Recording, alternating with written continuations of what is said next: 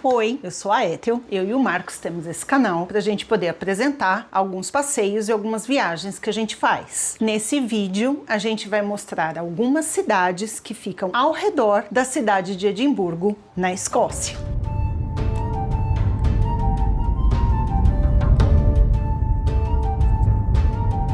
Nos vídeos anteriores, a gente buscou mostrar pontos turísticos que eram próximos um dos outros, justamente para facilitar a logística de transporte. O ponto turístico que vamos apresentar hoje, ele corresponde ao segundo ponto turístico do terceiro dia de passeios ao redor da cidade de Edimburgo. Mas ele tem tanta coisa para falar, tem tantos detalhes que não tava para acrescentar outros pontos turísticos junto. Então a gente quis fazer um vídeo separado só para ele. Nesse terceiro dia, nós saímos de Edimburgo, fomos para o castelo de Doune, que nós apresentamos no vídeo anterior, e quando saímos do castelo de Doune, nós fomos para uma cidade próxima dali, que é a cidade de Stirling. A cidade também está no condado de Stirlingshire, assim como o castelo de Doune. E pela quantidade de habitantes, ali já é considerado realmente como uma cidade. Então ela não tem a classificação de vila ou aldeia como a gente estava falando, comentando nos vídeos anteriores. A cidade de Stirling não estava inicialmente no nosso roteiro de visitação. Mas então, por que de acha a gente foi para lá? Porque lembramos do filme O Coração Valente. E grande parte das gravações e das representações históricas deste filme se passam na cidade de Stirling. E como a gente estava curioso para saber um pouco mais sobre a vida do William Wallace, que é o personagem, um dos personagens principais do filme, bem como procurarmos entender essa dinâmica de batalhas que existiram ali, que foram algumas batalhas bem expressivas que aconteceram ali entre escoceses e ingleses, a gente fez caber na nossa programação e no nosso roteiro.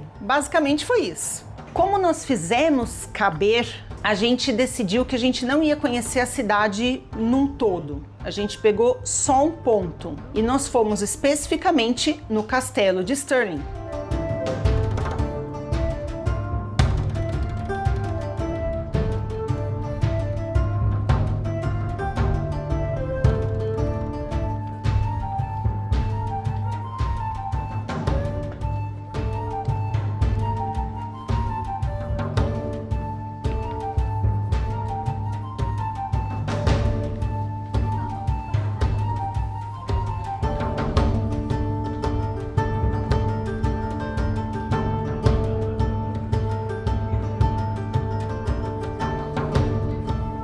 O castelo de Stirling, ele está acima da cidade velha, sobre um monte que posteriormente foi identificado que era um vulcão extinto, bem similar ao que aconteceu no castelo de Edimburgo. A construção foi definida ali naquele espaço porque a sua posição ela é estratégica, principalmente para a defesa, já que 3 dos 4 lados do castelo, eles são precedidos por rochas e penhascos, difícil de escalada. Outro ponto usado como estratégia também para se manter ali é que o castelo fica muito próximo ao rio Forth, facilitando principalmente a chegada de provisões vindas de outras cidades. Especificamente a cidade de Stirling, ela é uma cidade que é como se fosse um ponto de partida para você chegar até as Highlands. Então também acaba se tornando um ponto estratégico, porque você vem do sul do país,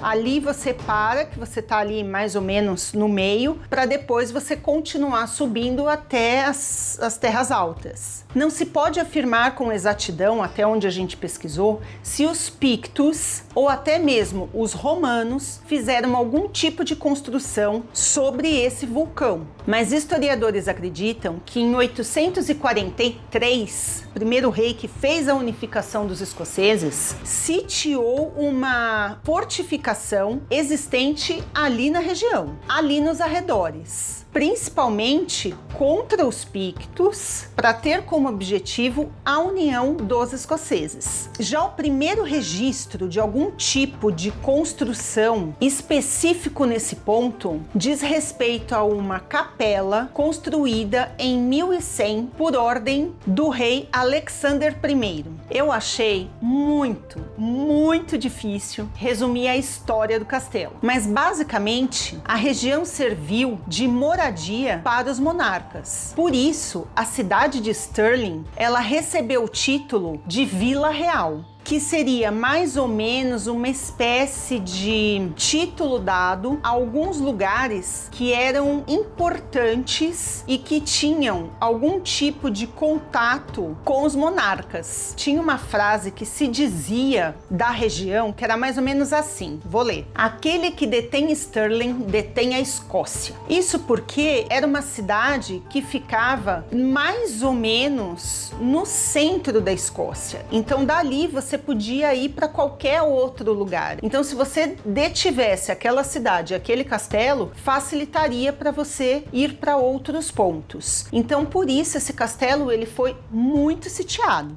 Tanto é que ele trocou de domínio entre escoceses e ingleses inúmeras vezes no decorrer dos séculos.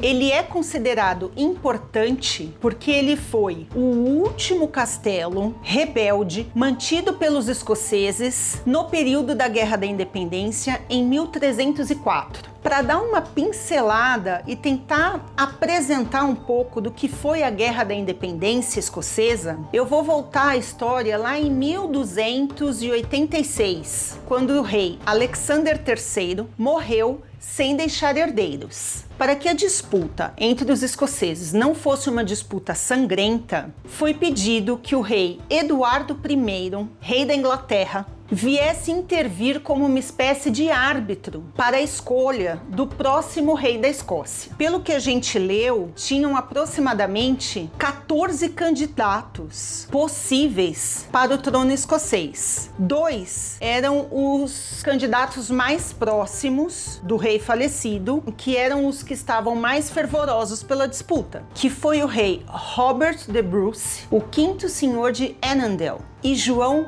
Balliol, que seria o senhor de Galloway.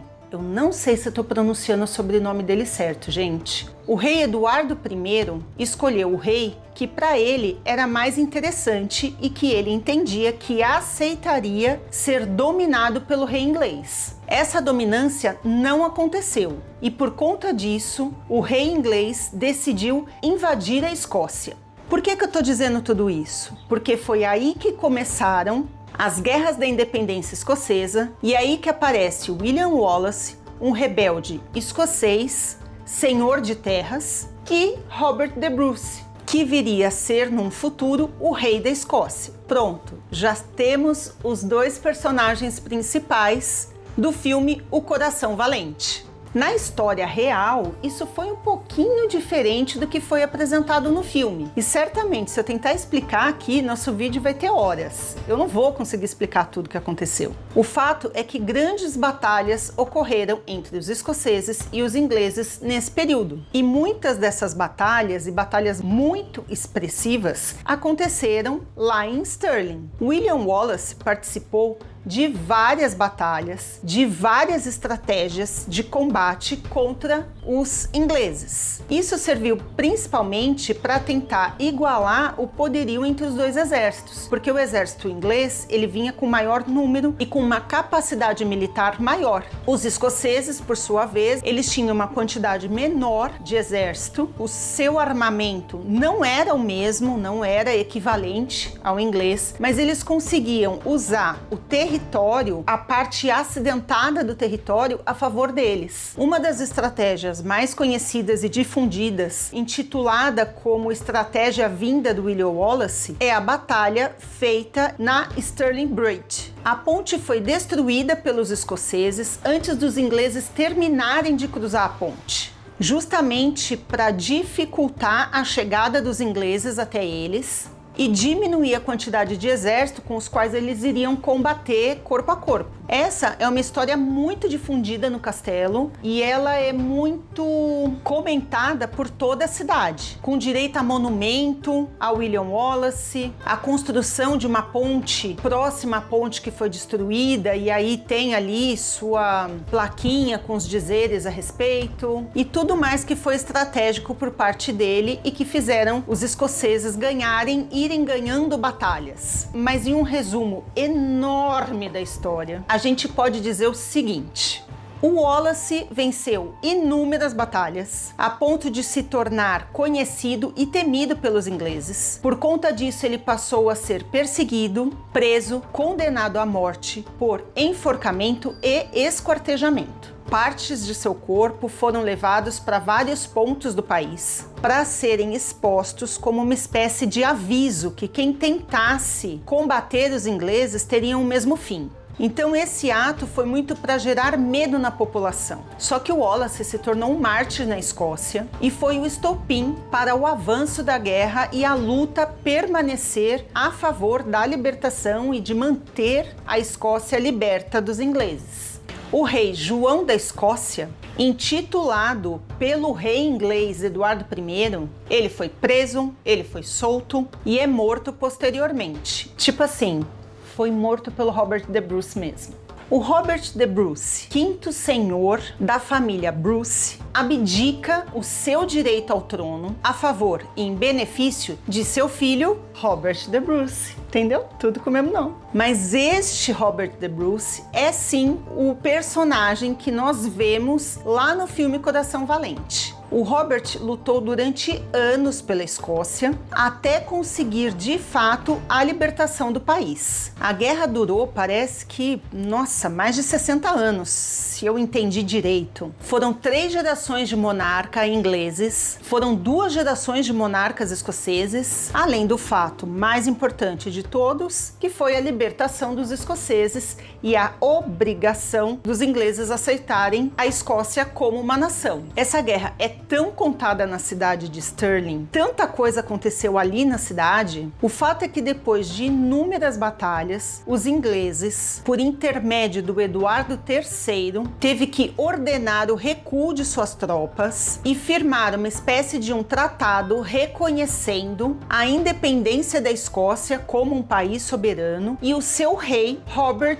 I como sendo o rei da Escócia. A Casa de Bruce reinou a Escócia de 1306 a 1371. Reza a lenda que o rei Roberto I da Escócia mandou incendiar o castelo de Stirling e mantê-lo em ruínas por anos. O castelo só voltou a ser restaurado, ter a sua dominância novamente, quando saiu a Casa de Bruce e entrou a Casa Stuart, o castelo foi colocado em pé. A Casa Stuart reinou a Escócia de 1371 a 1707. O castelo ele foi reconstruído, restaurado e voltou a ser utilizado pelos monarcas. Por volta de 1538, o rei Jaime V da Escócia e a rainha consorte Maria de Guise mandaram construir dentro da fortificação do castelo um palácio real, que é o Palácio Real que a gente vê até os dias de hoje, quando a gente faz a visita no castelo. E ele é considerado uma obra-prima da arquitetura renascentista dentro da Escócia. Foi na Capela Real desse castelo que foi feita a coroação da Maria Stuart, que é conhecida como Mary, a rainha da Escócia. E foi ali também que o seu filho, Jaime VI, ele foi batizado. Depois da ascensão de Jaime VI, rei da Escócia, como Jaime I, rei da Inglaterra, que foi a união dos dois reinos, o centro do governo deixou de ser ali, então ele foi deslocado para Londres.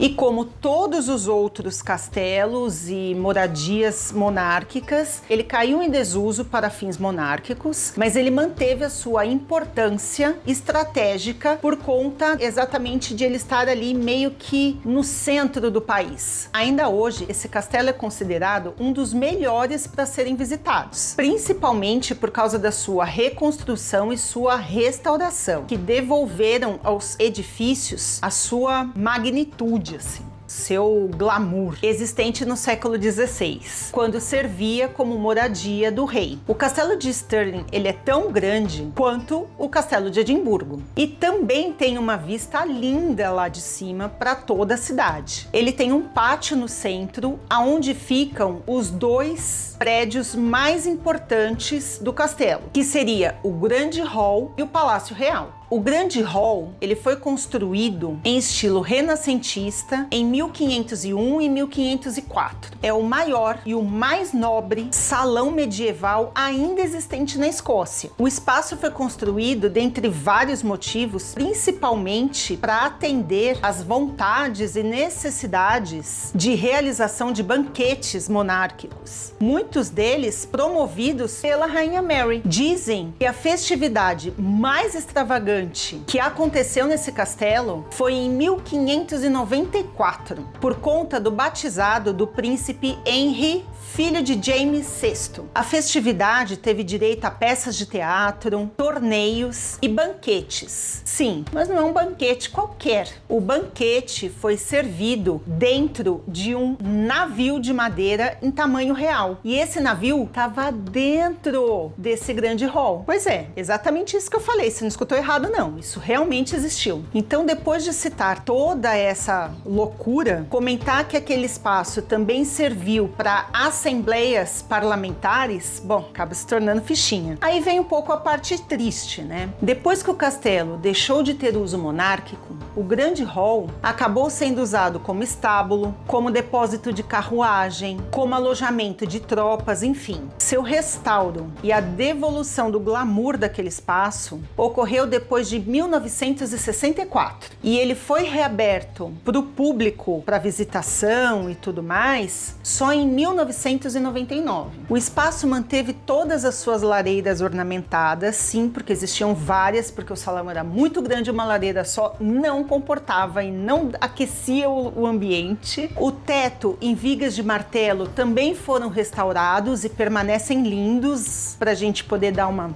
olhadinha. O espaço em si não tem muito mobiliário, ele tem pouca coisa, mas o que vale é ver o tamanho do seu pé direito, é ver todos os ornamentos existentes na própria arquitetura do lugar. Isso já impacta bastante. Vale passar lá quando estiver no castelo. Já o Palácio Real, ele foi construído entre 1537 e 1543. Esse espaço, sim, ele é devidamente decorado, mobiliado, com todo o estilo e apogeu que houveram na sua época. A construção ela é dividida por uma espécie de alas. A ala norte era a ala do rei, enquanto a ala sul era a ala da rainha. E ambas as estruturas eram divididas mais ou menos por salas. Então, quando você entrava na primeira sala, você encontrava a câmara de guarda. A segunda sala era a sala de audiência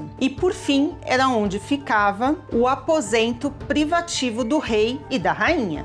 Em todos os espaços que estão relacionados ao Palácio Real, você realmente entra assim numa imersão que remonta exatamente para a Idade Média. Você realmente se sente na Idade Média, seja pela beleza da mobília, pela riqueza da tapeçaria, pelas pinturas existentes, pelos brasões e ornamentos. Tudo, exatamente tudo lá te faz se sentir em um ambiente de realeza. Aqui eu vou precisar abrir um parênteses e destacar a beleza da tapeçaria que existia nos cômodos da rainha. Pois é, quando eu falo tapeçaria, na minha santa ingenuidade, eu penso nos tapetes que a gente passa por cima com o pé, né? Mas lá tinha muita tapeçaria que ela é presa na parede. Então, em vez de ter quadros, são as tapeçarias.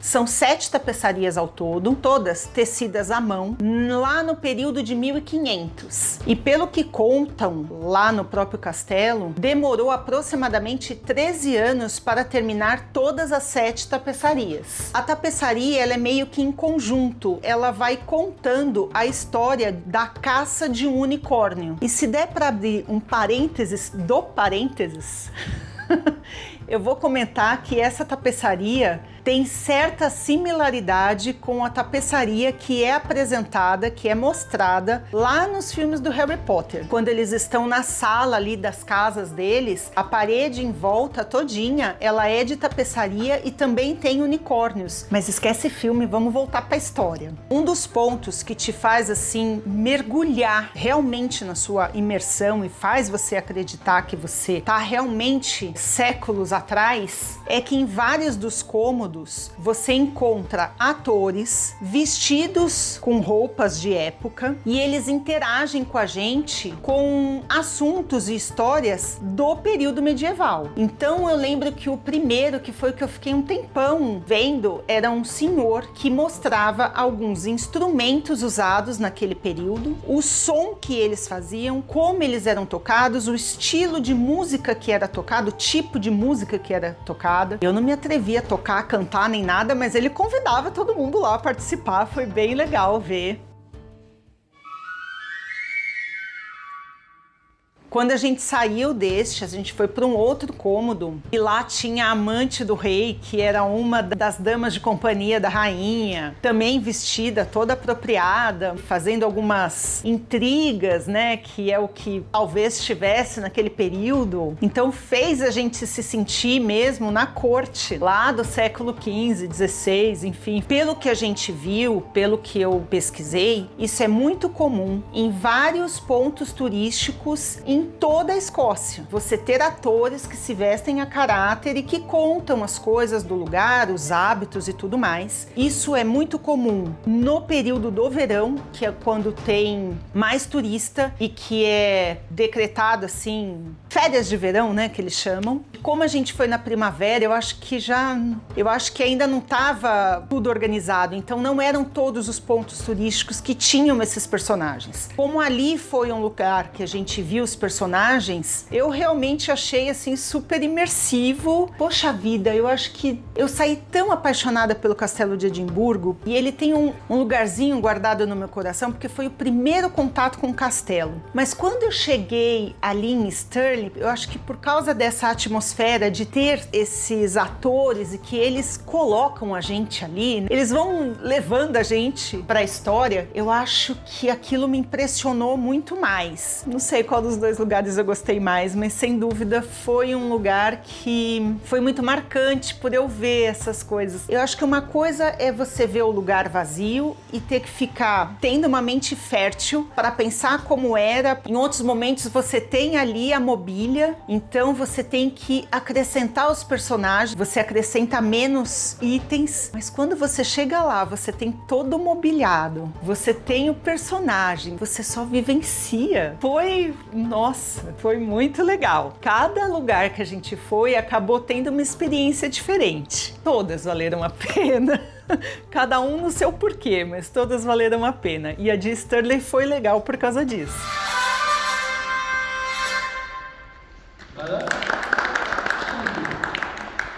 Outro lugar que a gente viu lá no castelo também era chamado de Dirigentes de Stirling. Deve ter servido de sala de audiência para o rei. Eu acho que deve ser alguma coisa assim. Ele tem lareiras e portas ainda originais. Mas o auge desse cômodo, sem dúvida, é o teto. Esse teto apresenta réplicas em alto relevo de rostos de vários membros da família Stuart, bem como outras figuras simbólicas da mitologia e outras personalidades importantes da monarquia escocesa e personagens bíblicos. Era como se fossem retratos. Pensa num camafeu, é quase um camafeu, só que ele ficava pendurado no teto.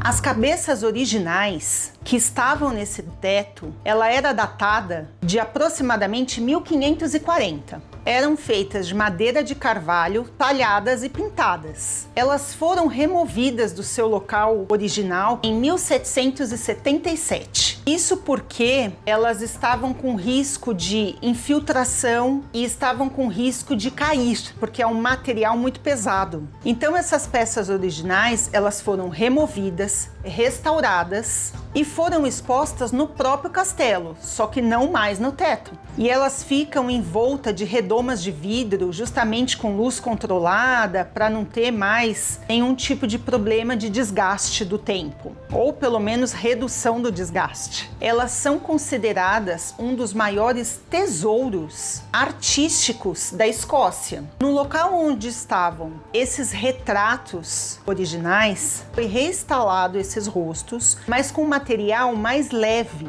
Chega a ser assim um pouco bizarro, porque você olhando, ele está em alto relevo, então você realmente tem a sensação de movimento, você tem a sensação de volume do rosto.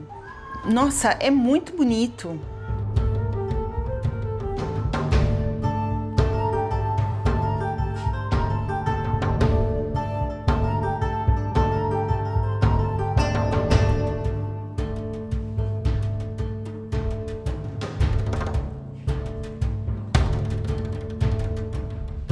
Outra monumental construção foi a Capela Real. Ela foi construída às pressas em 1594. Às pressas porque ela foi construída, se eu não me engano, em 7 meses, para ser usada para o batizado do filho do Jaime VI, o príncipe Henry. Lembra aquela história daquele banquete exuberante? Então, que foi por conta do batizado do filho do rei? É a mesma coisa. E essa construção, ela tem o nome de capela, mas ela é considerada como uma igreja. Então ela foi a primeira igreja protestante construída dentro de um castelo. E com a construção dessa capela foi finalizada a construção de todo o complexo do castelo. Não teriam outras coisas sendo construídas naquele pátio. A capela praticamente não tem ornamento, eu considerei que ela é até simples demais para a época. Ela tem algumas pinturas na parede, é um grandíssimo salão com um púlpito. É isso, ela é bem simples. Mas como tudo, ela tem lá a sua grandeza, né? Por tamanho, altura e tudo mais. Outro lugar que a gente consegue visitar é a cozinha do castelo, que ela também é retratada na visitação, mas em vez de ter personagens vivos, tem manequins. Então é como se tivesse toda uma dinâmica acontecendo naquele espaço e tiraram um retrato. Parece uma reencenação de alguma coisa que estivesse acontecendo ali, com as pessoas preparando os alimentos, pensando em banquetes, vendo como seria a refeição no dia a dia. Então ali naquele espaço você tem mobiliário, você tem ingredientes espalhados, pratos feitos já, pré-montados, como se já estivesse pronto para ir para a sala de jantar deles. Tudo ele foi cuidadosamente recriado, então dá a sensação mesmo que você dá um play ali e aquela cena se movimenta. Ali eu não tô certa se eu pude fotografar, tem alguns lugares que a gente não pôde fotografar. O que foi uma coisa bem chata, na verdade, porque muitas vezes tinha lá, não fotografa, e depois você via um monte de gente filmando, fotografando, depois você vai procurar na internet, tem um monte de fotos espalhadas, que o pessoal saiu fotografando, então a gente não sabe se pode, se não pode. Quando via a plaquinha, a gente não fotografava. Mas algumas coisas a gente está tentando ver o que tem na internet e está tentando ilustrar as nossas explicações. Espero que dê certo. Ainda existem os antigos edifícios do rei, que foram erguidos em 1496. Então existe um outro espaço que na verdade seriam as primeiras edificações do castelo e era onde os monarcas ficavam antes da construção do Palácio Real. Depois tem uma nova construção que também está na mesma região de construções ali, que ela é de 1543, que elas deixaram de ser usadas especificamente para a monarquia, mas ela pertence ao espaço completo do castelo. Aquele espaço acabou virando alojamento para as tropas e posteriormente se tornou um museu de um dos regimentos escoceses. assim como tem também lá em Edimburgo. Esse pedaço específico, ele abriga toda a história dos regimentos escoceses e que conta a história de séculos e séculos de guerra. Inclusive, em alguns dias, em alguns eventos, existem até veteranos de guerra que estão ali para poder conversar com você. Quando nós fomos, não tinha ninguém, mas é aquilo que eu falei, né? Eu acho que o auge dali acaba sendo muito na época do verão. Então vale a dica, porque se vocês forem no verão, possivelmente vocês vão ver algum veterano de guerra lá. Nós vimos uma exposição que mostra mais de 100 anos de detalhes da árvore genealógica das famílias reais e todos os principais acontecimentos que influenciaram efetivamente na história da Escócia. Tudo está fotografado, registrado, explicado nessa linha do tempo. Bem melhor elaborado, bem melhor detalhado do que tudo isso que eu passei no vídeo. E ali do lado dessa construção, onde tem toda essa exposição, você chega no Jardim da Rainha Ana, ou pelo menos eles chamam assim, que dá para dizer que é como se fosse já o final da visitação. E pelo que a gente leu lá, esse Jardim da Rainha Ana realmente existiu lá em 1400. Só que houveram tantas mudanças, construções e reconstruções no castelo que eles não conseguem afirmar com exatidão o local aonde esse jardim ficava. Eles fizeram toda uma pesquisa para saber mais ou menos quais eram os tipos de plantas que tinham e eles projetaram tudo naquele espaço. E é isso. A maioria dos edifícios, das construções de dentro do castelo, elas são do século XV e do século XVI. Já a Cidade Velha, ela deve ter mais ou menos a mesma idade. Suas construções são feitas de pedra também. Então mantém o ar, mantém a arquitetura. Você sai do castelo medieval e você vai andando pela cidade, não muda muito. Parece que você continua pelo mesmo caminho assim. Eu achei bem gostoso andar por ali. Basicamente o turismo é voltado para William Wallace, é voltado para o castelo de Stirling, é voltado para as batalhas. No final, a gente saiu de lá com uma grande e importante anotação mental. A cidade tem muito mais o que fazer do que simplesmente visitar o castelo de Stirling. Por isso, se você tiver a oportunidade, reserva um dia inteiro. Se puder, dorme lá, fica mais tempo no castelo, vai até o monumento de Wallace, anda pela cidade. A cidade ela é muito graciosa. É um lugar que eu sinto que tinha mais coisa para mostrar, sabe? E a gente não teve tempo de ver, foi isso. E essa foi, resumidamente, nossa visita ao castelo de Stirling. Um lugar lindo, um lugar imersivo, que dentre os lugares que a gente não tinha posto nos nossos planos iniciais, nos surpreendeu. Eu espero que vocês tenham gostado, espero que vocês não achem maçante a gente contando história, mas poxa vida, eu queria poder dividir com pessoas que também gostassem de história. Espero que vocês gostem de ouvir, espero que não fique cansativo, porque sem dúvida foi a viagem dos sonhos. Sabe o que era esse lugar? Não. Era onde as damas da corte vinham para admirar a vista. Como você se sente? Dama da corte. Uma dama. Da corte real. Eu tenho medo, né? As damas reais não eram toda amante do rei? Não se der, não.